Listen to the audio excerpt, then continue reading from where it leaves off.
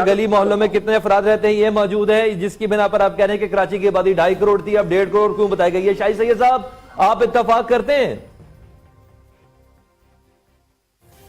देखिए बात सुनो, मैं तो उस सबूतों के साथ इत्तेफाक करूंगा जो सबूत आ जाए। अगर कोई ऐसा गोट, कोई ऐसी गली, कोई ऐसी जगह, कोई ऐसी मकाम रह गया हो, वो हाईलाइट करे, बता दे, उस पर फिर आवाज़ भी उठेगा और बात भी करेंगे।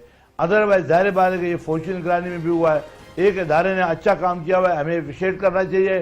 शुक्र है कि डेरा दुरुस्त 18-19 साल बाद सेंसस तो हुआ और ये कंटिन्यू आईनी मुताबिक 10-10 साल में होना चाहिए।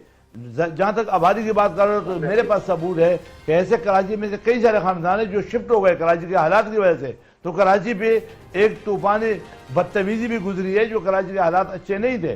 तो मैं समझता हूँ, लेकिन फिर भी कराची पे ज़ाहिर है पूरा पाकिस्तान से प्रेशर है, पूरा पाकिस्तान के लोग आते हैं, बल्कि बाहर मुल्कों से भी लोग आते हैं। कराची एक बिजनेस का हब भी है, बहुत बड़ा सिटी है, इसमें भी कोई दो राय नहीं है। लेकिन ये बात उस वक्त साबित होगी कि हम कोई आबादी, कोई गली, कोई मोहल्ला, कोई घर ऐसे बताए कि वो इसमें इंदराज ना हो।